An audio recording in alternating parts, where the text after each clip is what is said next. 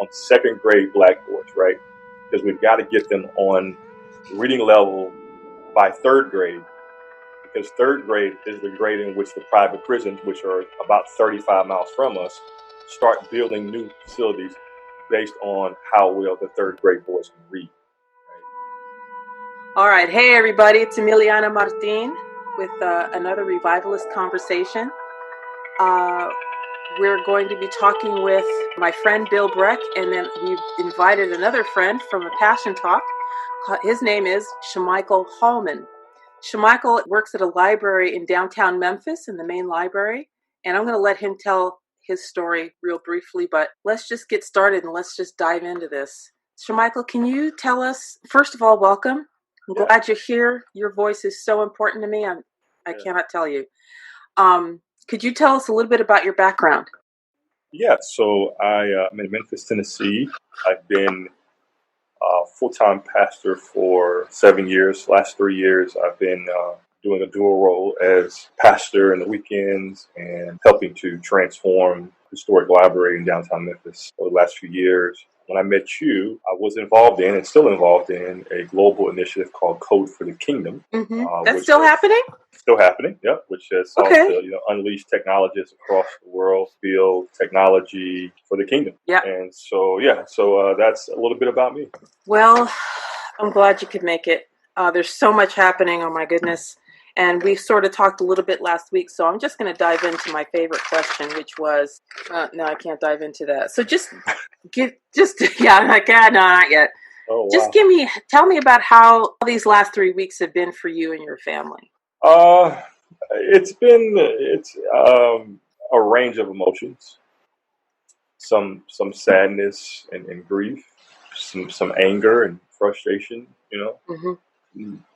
Definitely some moments of hope. So it's been a whirlwind of sorts, right? Tell me about those moments of hope. What have you seen that's made you hopeful? I think I just by default try to always save some hope, right? That you've got to hang on to hope, a hope that's rooted in Christ. I think one particular thing that gave me hope. We'll see what happens. Was so our church, we're a multi-site model, and so our main campus is in the heart of the city, and caters to primarily a Black audience. But we have another location that's out in the suburban part of the city, and it's 90% white, 8% Black. Most of the protests and demonstrations have been in the city center, in downtown Memphis. You were pulled into the protest last week. Yeah. Can you tell me a little bit about that too? Well, yeah, the last one we had was on Sunday, and it was out in the suburban area. And we had probably 800 people. Wow. 80% of them were white, who were kind of walking hand in hand with us, saying Black Lives Matter. And I honestly, I would not have imagined that type of response. How did that make you feel? In the moment, it made me feel really good, to hear, to see families, whole families, with little kids, marching with us, with flags and signs. It made me feel very good in that moment. But then as I was driving home, did you get pulled over for a taillight? No, I wasn't pulled over for a taillight, but I was reminded that's probably would have. That's happened before, not this time, though. Yeah. But I was reminded of Amy Cooper, right? I was reminded of, and I would imagine that most of the people who are watching this, remember that story of Amy Cooper in New York, who is approached by a Black man in a birding part of Central Park, and tells her to, hey, you got to put your dog on a leash in this part of the park, and she resists and essentially calls the police and says, hey, I'm being threatened by a Black man, right? They call women like that on the internet, on social media, Karen. Karen, right? Karen. But, I think so much happened that we didn't really have an opportunity to talk about that and really, dive deep into that. But just of what people who on one front may appear to be allies really think of the black people outside of the one friend they have, you know. Yeah, you don't know what's going on in their minds. Yeah, you really just don't know, and so that's kind of, you know, you've got hope that, hey man, these people, you know, these individuals, these, you know, brothers and sisters in Christ, you know, see us and know us and will walk with us and march with us. But then you also wonder, you know, what does it look like when this is over with? What's been your experience with the police and with the public? Tell me your story, maybe one or two. I grew up in a really small town, kind of the exurbs of Birmingham, Alabama, about 40 minutes outside of the city. Yeah, it was the traditional South, and so, you know, many of my experiences with the police, you know, came at teenage years, you know, in a very white dominant culture and society, you know. And so I think, you know, I was 12 when the LA riots broke out, right? I just remember the conversations that, number one, you know, our elders were having with us about just the ways in which you needed to conduct yourself when police pulled you over. And then, you know, when that moment actually happens, you know, I'm not eloquent enough to put into how it feels to be pulled over by the police as a black man. It's something that goes, you're triggered in a way that I just don't know how to explain, right? And I still feel that, you know, and I still feel that as a respectable black man with multiple degrees, and you still feel that. And so even, you know, I certainly haven't had any issues of brutality. But there's that undercurrent of resentment every single time you get pulled over. Yeah, there's that. You know, I remember that one of the first times I did get pulled over, you know, my family was pretty well off. You know, I came from a 2-parent home, and they both worked multiple jobs, you know, to get us to a place that, you know, they couldn't be. And so, you know, my mom had BMWs and Lexuses, right? And I remember driving my mom's Lexus for the first time, you know, 17, to school and getting pulled over. And, you know, this kind of, boy, what are you doing in this car? You know, and that kind of tone accompanied many more other iterations of just driving, you know, while black, right? Today, do people still refer to you as boy? I don't get that from police, but but there are certainly places, there are certainly areas of town where, you know, and I would say particularly, you know,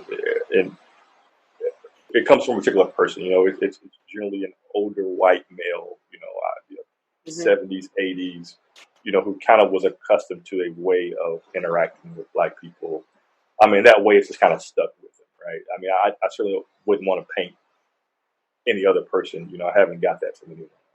But yeah, I mean, there's still a few people that feel that way. I mean, and these are the people, and I'll put it this way.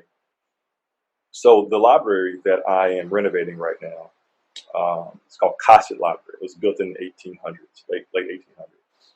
Wow. And up until 1960, blacks were not allowed in this library. Up until 1960. 1960. 1960. Wow. At that point, the people who were over the libraries were just building extra libraries for black people because they didn't want black people to be in branches. But the one you're in is the crown jewel. Yeah. And so what happened was, in the spring of 61, a group of black college students did a number of sit-ins at this library and said, hey, we're not going to leave until you give us equal access to this library system. And that led to the desegregation of the library system, not just in Memphis, but it kind of triggered a wave of desegregation of public spaces throughout the South. Yeah.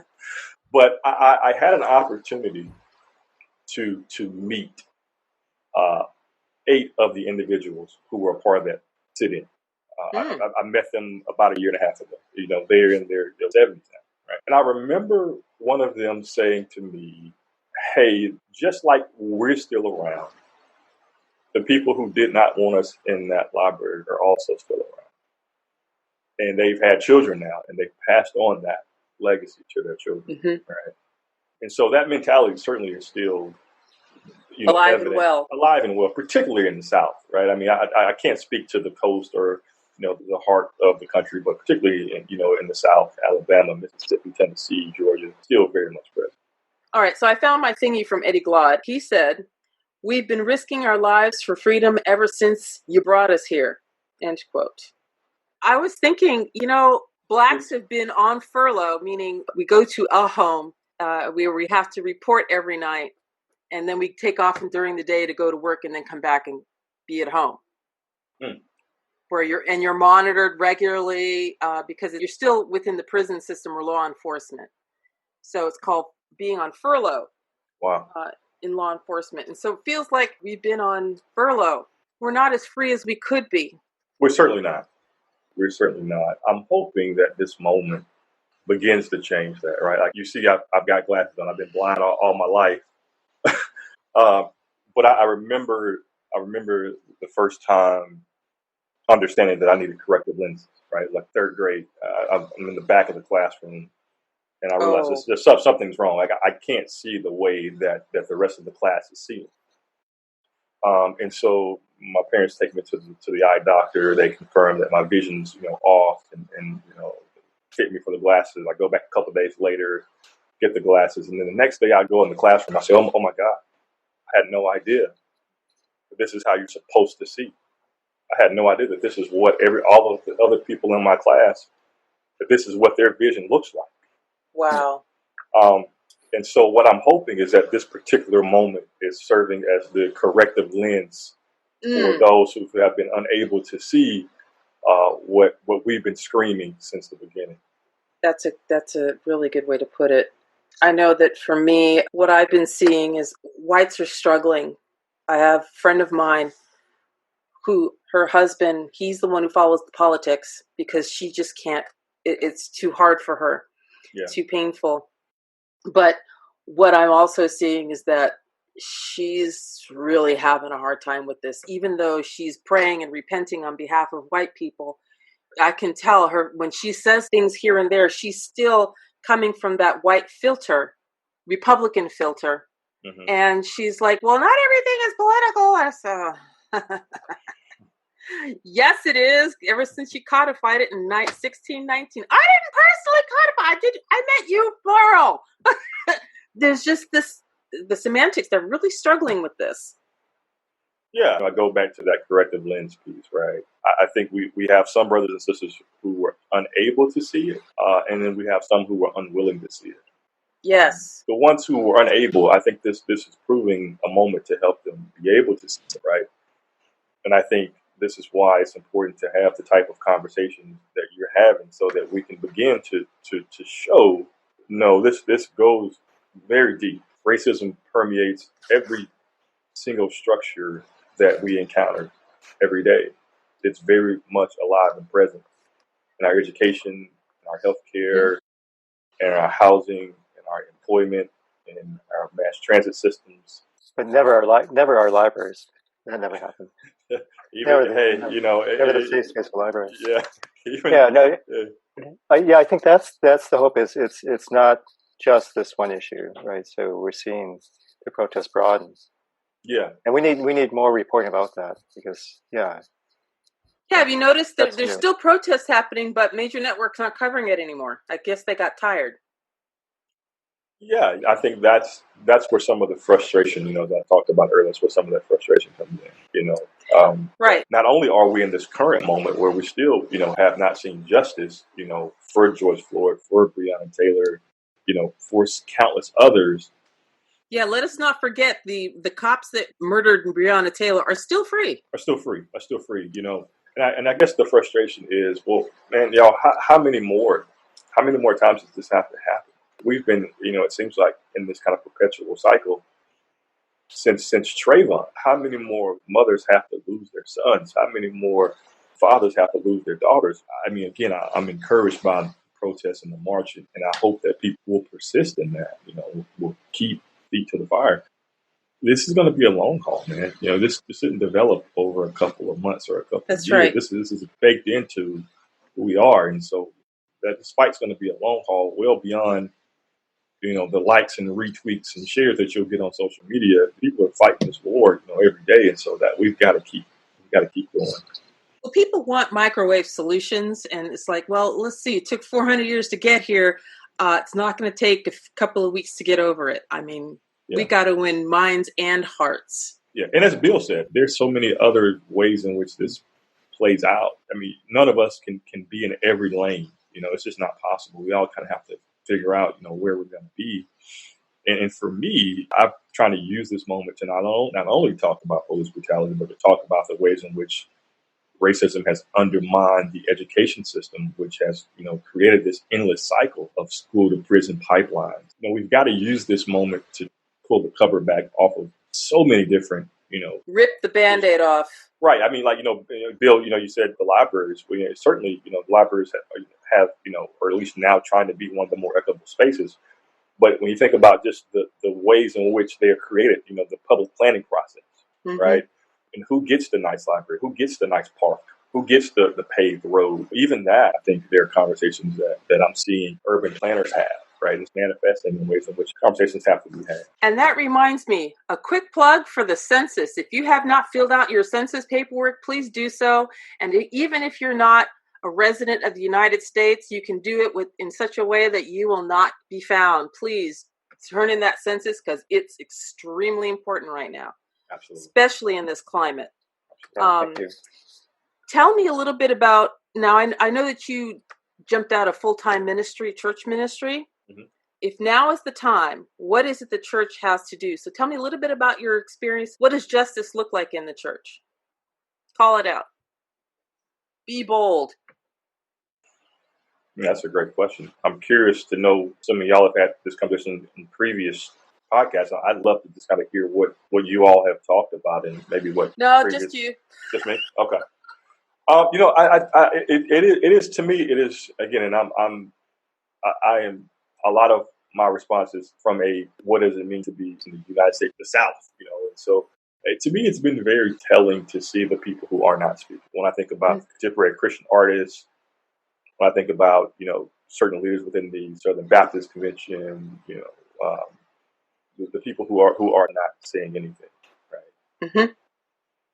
So up to and including the fact that yesterday in Dallas was a summit on law enforcement and racism without inviting the district attorney, the chief of police, and the county sheriff, who are all Black, and then the mayor, who is Black, said, "Yeah, I got something else going on," because he wasn't going to show up without his lieutenants. And it was and that summit was held in a white evangelical church called Gateway in Dallas, North Dallas. Yeah, I'm very familiar with it. Yeah, so I think at this moment, man, when I talked about the march that we had out in the suburbs, right? A couple of days before that march happened, I'm a part of a collective of pastors and church leaders. And we share emails from time to time. We meet from time to time, and we come together, and we do lots of things in the community, backpack drives and coat drives and things like that. And one of the leaders from that collective sent out an email and said, "Hey, there's going to be a protest on Sunday. We should be there passing out water and to model what a peaceful protest would look like." And I said, "Hey, that's great, but are y'all going to actually march?" They said, "No, we're not going to do that. Like, we'll be on the sidelines with the water." Wow, what a metaphor! And certainly, I mean, people need water. I mean, it was a hot day. It was 93 degrees outside, so certainly people needed water. But what we needed in that moment was for those pastors and those stakeholders to be on the lines with us, to be marching with us, to not be on shoulder to shoulder, to not be on the sidelines, right? So I think that kind of first step of justice is getting the people again who have been the people who were unable to see are seeing in this moment, and so that's helpful. But the people who have been unwilling to see are still in this moment where they don't want to see. For whatever reason, whether they're scared that they're going to scare off people or whatever, we need those people to dive in. Furthermore, I talk a lot when I meet with these individuals that there are really three things we've got to do in our communities. Right? We've got to do the work of relief. We've got to provide immediate relief. There are lots of people in our communities that are hurting. They need shelter, they need clothing, they need food, they need, to get out of abusive situations. So we've got to provide the relief, right? The second thing we've got to do is we've got to resource people, right? So we can't just keep giving people food and backpacks and things like. We've got to actually equip people with the skills and the resources and the knowledge to be able to try to get a better life for themselves, right?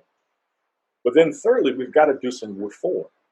We've got to change some structures that have caused the first two things to be in place, right? And what I'm seeing and what I have seen from a lot of my white brothers and sisters is a huge willingness to jump in and do the relief work, to provide the backpacks, to provide the food. But then when we have to go and speak to the school board that is disciplining Black students at a 5 times higher rate than they are the white students, they, for some reason, are shuddering with me, they find it difficult to show up with me in that. And so, again, have they expressed to you that why it's difficult? A lot of the people that they're having to call out are their friends, or their church members, or their neighbors, and that's just really uncomfortable. To me, it's uncomfortable to know that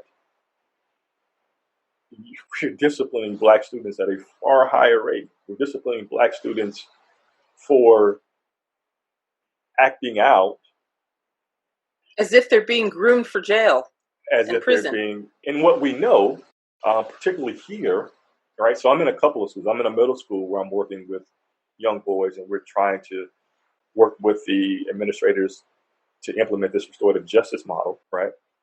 But I'm also in an elementary school where we're reading to second graders. There's a program that hone in on second grade Black boys, right? Because we've got to get them on reading level by third grade, because third grade is the grade in which the private prisons, which are about 35 miles from us, start building new facilities based on how well the third grade boys can read, right? And so we have to be able to speak to this stuff. We have to be able to call it out. And so when we now know that these private prisons are making bukus of money, but for doing this, right? So, and we now know that those same people are in the pockets of the people who are making the laws and distributing the funds to keep schools inadequate, right? And so there's just kind of this huge cycle that's happening. And so we need our brothers and sisters to see these things, right, as for what they are, and to begin to join us in the work of reforming, and not just providing these young boys, these young men, with relief work. Let's reform it so that we can break that cycle. I mean, one answer why they're not doing it is a little bit harder, right? Yeah, it's hard work. It's hard work.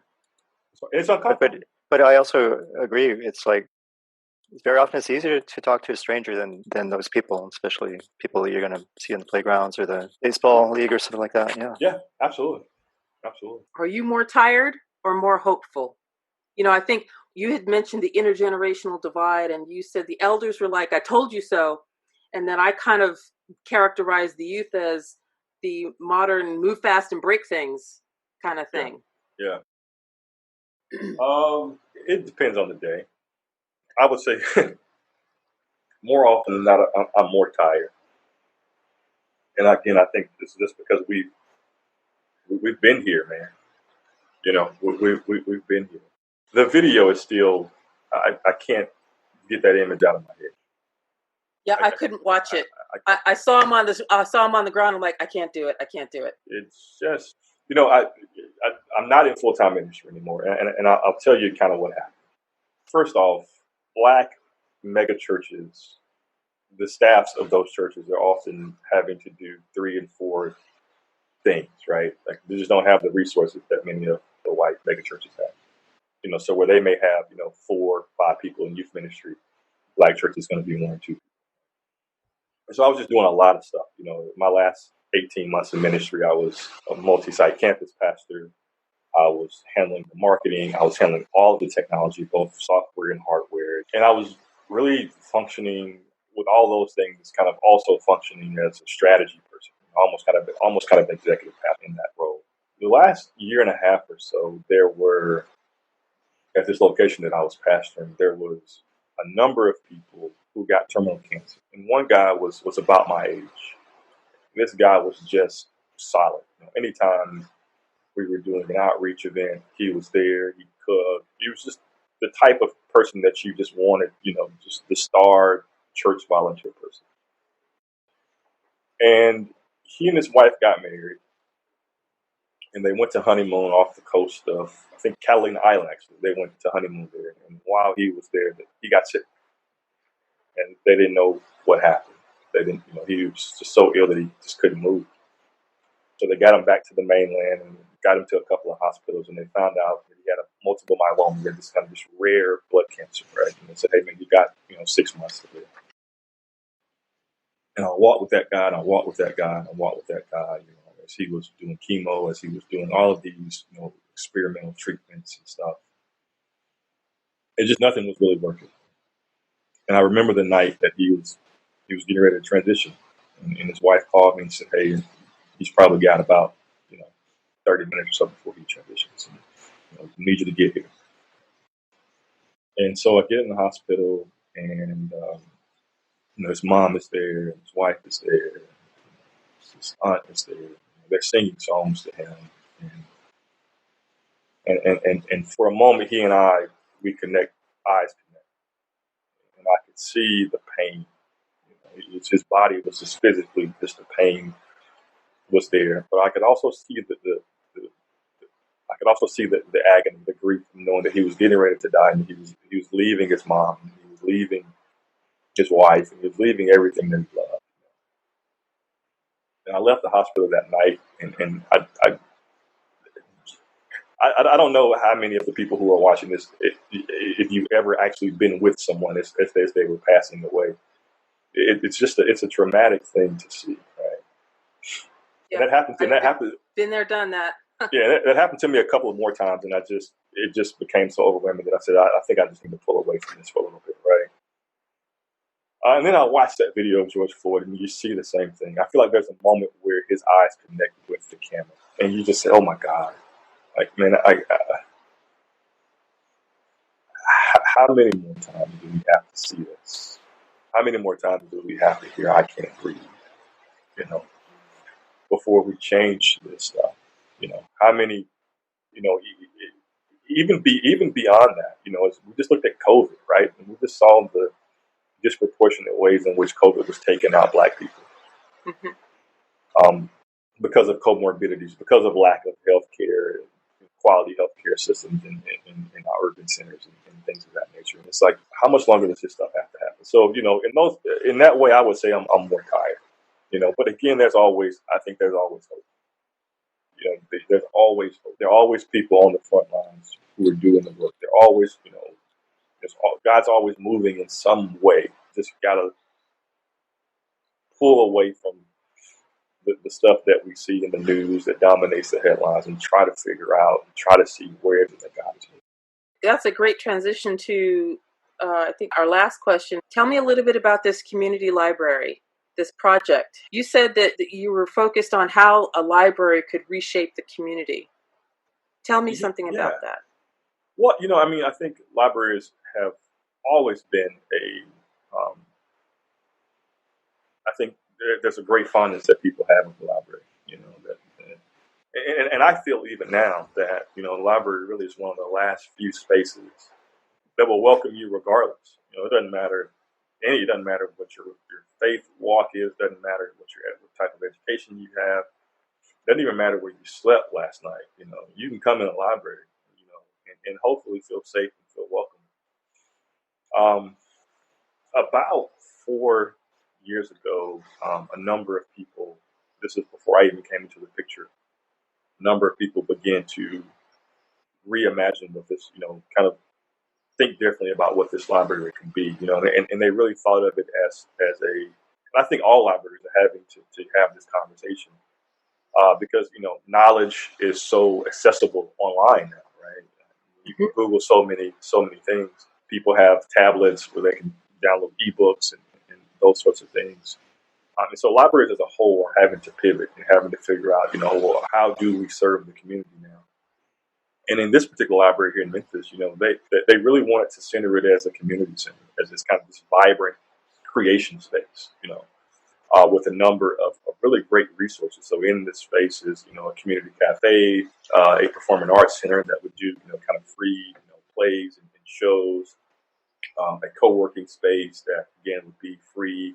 It would offer you kind of some of the same amenities that you would get at a traditional co-working space, lockable storage, whiteboards and those sorts of things. And then also some recording space, right? So there's an area for you to do a podcast, a voiceover, kind of an indie album, and then also a kind of video photography side where you could do a YouTube video, or if you made a button, or you made some jewelry, you want to take a picture of it. You can come to the library and get a light box and get a nice camera and take a good picture so you can upload it to your website or whatever it may be. And so a lot of the work right now for me, when I saw that, it immediately resonated with me. I said, "Hey, man, this is what should be in a library." But so often, when these types of things happen, when they're built, they're not for everybody. They're put in a part of town where everybody's not able to get to, or they're policies that are created in such a way where it's like, well, hey, make sure that those people don't touch it. And so a lot of my work now has been, figuring out, number one, how do we, what are the things that we need to do to truly make this inclusive, for everybody. But then also, saying, hey, this is in the part of downtown. This is an affluent area. Certainly there are a number of people that come throughout the day who are experiencing homelessness. But for the most part, this is an affluent space. People who come down here to work for major corporations and such. How do we make sure that this is not confined to just the downtown area? How do we get this into neighborhoods where kids who can't get here? And so that's where a lot of my work is. That's kind of thinking both on the ground, but also kind of the 35,000 feet level. How do we transfer this to make sure this is equitable and that everybody across the city gets access to it? Do current events is that kind of reshaping a little bit what it's going to look like? I think it's certainly shaping the conversations that we have. I've been very, very inspired recently by the work of Bridge Alliance. I'm not sure if you're familiar with the Bridge Alliance. It's a makeup of several hundred organizations that are focused on trying to create the environment in which we can have these conversations, try to bridge us where there are divides. And so I think that what these events are certainly doing is that they're providing a canvas from which we can paint a new picture for what does it mean for us to have an equitable and just society. So what you're telling me is there hope? There's always hope. It's always hope. Always hope. You are a treasure. You really are. Memphis I'm jealous. You need to be out here. Hey, man, I hope when, I know this Passion Talks is going online, but next year I'll certainly come back. I love the work that's happening out there. I get so inspired when I come out to that area, when I just kind of see the creativity and I see the innovation. I hope you're contemplating doing a Passion Talk on this library project. Yeah, actually, I did submit. Now, I've been a previous presenter. Presenter. So I don't want to cloud any new people that want opportunities. But yeah, certainly at some point in time, hopefully. No, but this is new. You're not going to say the same. Yeah, I don't know anybody else going to do a presentation on a library. So hopefully at some point in time we're able to get back out there with you all and share it. And I thank you all for this. And Bill, it has not gone unnoticed that you've just been listening for the most part, man. And yes. I think that we all should take on that posture, right? That we all need to be active listeners and kind of hear where we are. So I appreciate that, man. I appreciate your time and sharing. These are tough questions. They're important questions, deep questions. An hour doesn't even begin, but sure. Great sharing about your friend in the hospital and the eyeglass story. Those things are very, very, very meaningful. Thank you all for joining us today. Please follow me on Twitter at Revivalist News. My Facebook page is facebook.com/The Revivalist News Network. Hashtag the RNN, like CNN, but RNN. And if you have any questions, leave comments say something. We want to hear from you. And if you have any story ideas, absolute conversation ideas, tell me about it. We want to engage. So have a great rest of your day. Thank you so much, Shamichael. We will talk some more at another juncture. Be at peace. Walk in peace. Peace out.